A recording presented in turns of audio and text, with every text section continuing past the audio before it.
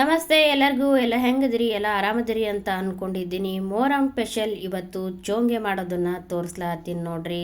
ಇದೊಂಥರ ಸ್ವೀಟು ವರ್ಷಕ್ಕೊಂದು ಸರಿ ಮಾಡುವಂಥದ್ದು ಮಸ್ತಾಗಿರುತ್ತೆ ರೀ. ಇವಾಗ ನಾನೊಂದು ಬುಟ್ಟಿ ತೊಗೊಂಡಿದ್ದೀನಿ. 1 ಕಪ್ಪಷ್ಟು ನಾನು ಮೈದಾ ಹಿಟ್ಟನ್ನು ಸೇರಿಸ್ಕೊತಾ ಇದ್ದೀನಿ. 1 ಕಪ್ಪಷ್ಟು ಅದೇ ಕಪ್ಪಲ್ಲೇ ಗೋಧಿ ಹಿಟ್ಟನ್ನು ಸೇರಿಸ್ಕೊತಾ ಇದ್ದೀನಿ. ಚಿಟಿಗೆ ಅಷ್ಟು ಮಾತ್ರ ಉಪ್ಪನ್ನು ಸೇರಿಸ್ಕೊತಾ ಇದ್ದೀನಿ ನೋಡ್ರಿ.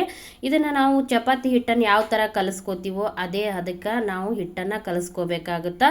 ಅದ್ರಗಿಂತ ಸ್ವಲ್ಪ ಗಟ್ಟಿಯಾಗಿ ಬರಬೇಕಾಗುತ್ತೆ ಹಿಟ್ಟಿದ್ದು. ಈ ಥರ ನಾನು ಸ್ವಲ್ಪ ನೀರನ್ನು ಹಾಕ್ಕೊಂಡು ಹಿಟ್ಟನ್ನು ಮಿಜ್ಜಿ ಇಡ್ತೀನಿ ನೋಡ್ರಿ. ಮೊಹರಂ ಅಂತ ಬಂದ್ರೇ ಒಂಥರ ಖುಷಿ ನೋಡ್ರಿ. ಯಾಕಪ್ಪ ಅಂತಂದ್ರೆ ಇದನ್ನು ನಾವು ಮಾಡೋದು ವರ್ಷಕ್ಕೊಂದು ಸರಿ ಮಾತ್ರ. ಹಾಗಾಗಿ ತಿನ್ನಕ್ಕಂತರೂ ಭಾರಿ ಮಸ್ತಾಗಿರುತ್ತೆ. ಮಾಡೋದು ಈಜಿ ಅದ ಕರೆ, ಆದ್ರೆ ನಾವು ಇದಕ್ಕೆ ಹಾಕೋ ಪದಾರ್ಥ ಭಾಳ ಕಡಿಮೆ ಅದಾವು, ಆದ್ರೆ ಟೇಸ್ಟ್ ಮಾತ್ರ ಭಾಳ ಸೂಪರ್ ಆಗಿರ್ತಾವ್ರಿ. ಹಾಗಾಗಿ ನನಗೆ ಇಷ್ಟ ಆಗ್ತಾವೆ. ಹಿಟ್ಟನ್ನೆಲ್ಲ ಕಲಸಿ ಈ ಥರ ಇಟ್ಟಿನಿ ನಾನು. ಇವಾಗ ಸ್ವಲ್ಪ ಮುಚ್ಚಿಟ್ಬಿಡೋಣ ಇದನ್ನು.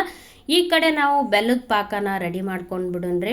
ನಾನು 1 ಕಪ್ಪಷ್ಟು ನಾನು ಬೆಲ್ಲನ ತೊಗೊಂಡಿದ್ದೆ ನೋಡ್ರಿ. ಈಗ ಸ್ವಲ್ಪ ಅದಕ್ಕೆ ನೀರನ್ನು ಹಾಕೋತೀನಿ. ನೀರು ಹಾಕೋದು ಜಾಸ್ತಿ ಬೇಡ, ಪಾಕ ಜಾಸ್ತಿ ಗಟ್ಟಿನೂ ಆಗಬಾರ್ದು, ಜಾಸ್ತಿ ತಿಳುವೂ ಆಗಬಾರ್ದು ನೋಡ್ರಿ. ಇವೆಲ್ಲ ಬೆಲ್ಲ ಕರಗುತನ ಸ್ವಲ್ಪ ನಾವು ಕೈ ಆಡಿಸ್ಬೇಕಾಗುತ್ತಾ.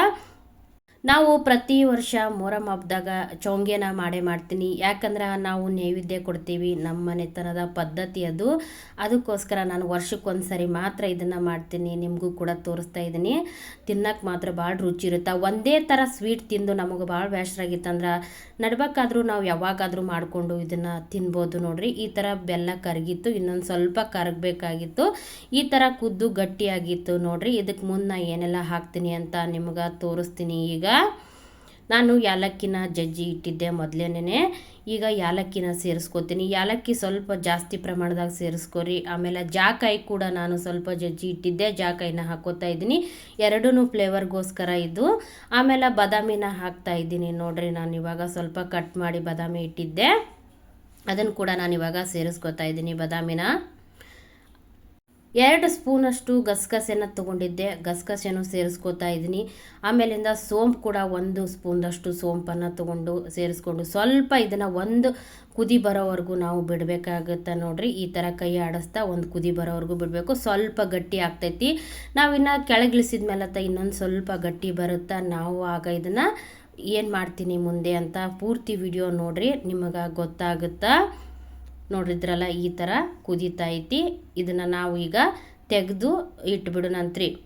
ಈ ಕಡೆ ಹಿಟ್ಟು ಕೂಡ ನೆನೆದು ಬಿಟ್ಟಿತ್ತು. ಇನ್ನೊಂದು ಸರಿ ಕೈಗೆ ಸ್ವಲ್ಪ ಎಣ್ಣೆನ ಹಚ್ಕೊಂಡು ನಾವು ಹಿಟ್ಟನ್ನು ಇನ್ನೊಂದು ಸರಿ ಚೆಂದಾಗೆ ನಾವು ಕಲಿಸ್ಕೊಂಡು ಬಿಡೋಣಂತ್ರಿ. ಚಪಾತಿಗೆ ನಾವು ಯಾವ ಥರ ಉಳ್ಳಿ ಮಾಡ್ಕೋತೀವಲ್ಲ ಅದೇ ಥರ ಉಳ್ಳಿ ಮಾಡ್ಕೊಳ್ಳೋದು. ಚಪಾತಿಗಾದ್ರೆ ಸ್ವಲ್ಪ ನಾವು ಸಣ್ಣ ಸಣ್ಣ ಉಳ್ಳೆಗಳನ್ನು ಮಾಡ್ಕೋತೀವಿ.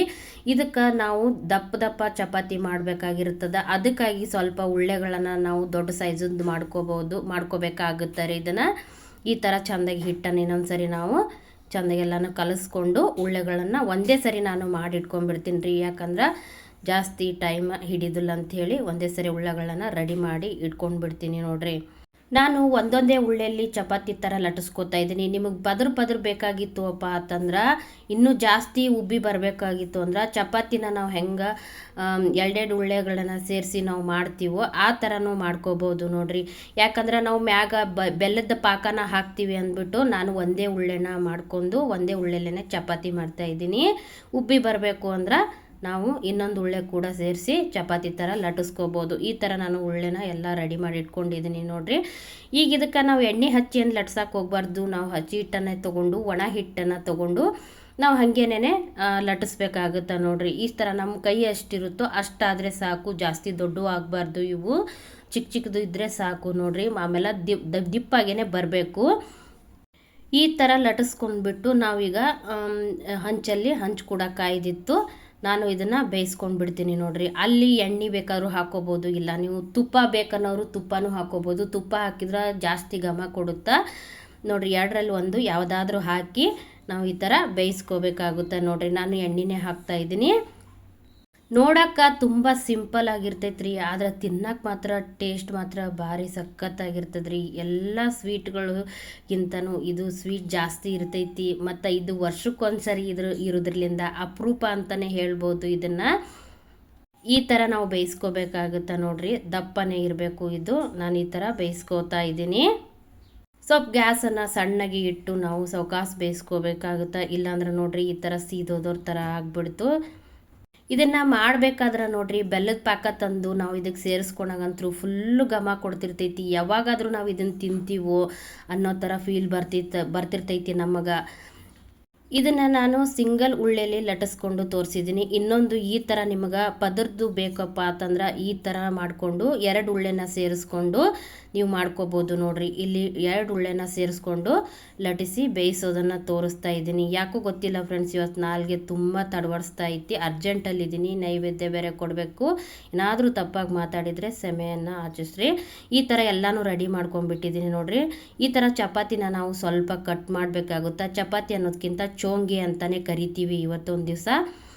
ನಾನು ಕೆಳಗಿರೋದಕ್ಕೆಲ್ಲ ಪಾಕ ಹಾಕಿ ರೆಡಿ ಮಾಡಿಬಿಟ್ಟಿದ್ದೆ. ನಿಮ್ಗೆ ತೋರ್ಸೋಕ್ಕೆ ಅಂತಲೇ ಮೇಲ್ಗಡೆ ಒಂದು ಹಾಕಿದ್ದೀನಿ ಚೋಂಗೆನ. ಈ ಥರ ಬೆಲ್ಲದ ಪಾಕನ ಎತ್ತಿಟ್ಕೊಂಡಿದ್ದೆ. ಈ ಥರ ಮೇಲೆ ಹಾಕಿಬಿಟ್ರೆ ಆಯಿತು ನೋಡ್ರಿ ಚೋಂಗೆ ಅಂತ. ಇದ್ರದ್ದೇ ಆದ ಒಂದು ಕಲ್ಲು ಸಿಗುತ್ತೆ ಚೋಂಗೆ ಮಾಡೋದು, ಅದು ನನ್ನ ಹತ್ರ ಇರಲಿಲ್ಲ. ಅದಕ್ಕೆ ನಾನು ಚಪಾತಿ ಥರ ಮಾಡಿ ನಿಮಗೆ ತೋರಿಸ್ತಾ ಇದ್ದೀನಿ ನೋಡ್ರಿ. ಈ ಥರ ಹಾಕಿ ಸ್ವಲ್ಪ ನಾವು ಅದನ್ನೆಲ್ಲ ಕಡೆನೂ ಸವ್ರು ಬಿಡೋಣಂತ್ರಿ. ನೋಡಿದ್ರಲ್ಲ ಮೊಹರಂ ಸ್ಪೆಷಲ್ ಚೋಂಗೆ ಮಾಡೋದು ಹೆಂಗಂತ. ಎಷ್ಟು ಈಸಿಯಾಗಿ 5 ನಿಮಿಷದಲ್ಲಿ ಮಾಡ್ಕೋಬೋದು. ಆಮೇಲಿಂದ ಒಣ ಕೊಬ್ಬರಿ ಇರುತ್ತೆ, ತುರಿದಿಟ್ಟಿರ್ತೇವಲ್ರಿ, ಅದನ್ನು ಕೂಡ ಮ್ಯಾಗ್ ತಂದು ನಾವು ಹಾಕ್ಕೋಬೇಕಾಗತ್ತೆ ನೋಡ್ರಿ. ಈ ಥರ ನಾನು ಕೆಳಗಿರೋದಕ್ಕೆಲ್ಲನ ಮೊದಲೇ ಹಾಕಿಟ್ಬಿಟ್ಟಿದ್ದೆ ನೋಡ್ರಿ. ಈ ಥರ ರೆಡಿ ಮಾಡ್ಕೋಬೇಕಾಗತ್ತೆ ನಾವು. ಈ ವಿಡಿಯೋ ನಿಮಗೆ ಇಷ್ಟ ಆಗಿತ್ತಪ್ಪ ಅಂತಂದ್ರೆ ಶೇರ್ ಮಾಡಿರಿ, ಸಬ್ಸ್ಕ್ರೈಬ್ ಮಾಡಿರಿ, ಲೈಕ್ ಮಾಡಿರಿ. ಮತ್ತು ಹೊಸ ವಿಡಿಯೋದೊಂದಿಗೆ ಬರ್ತೀನಿ. ನಮಸ್ತೆ.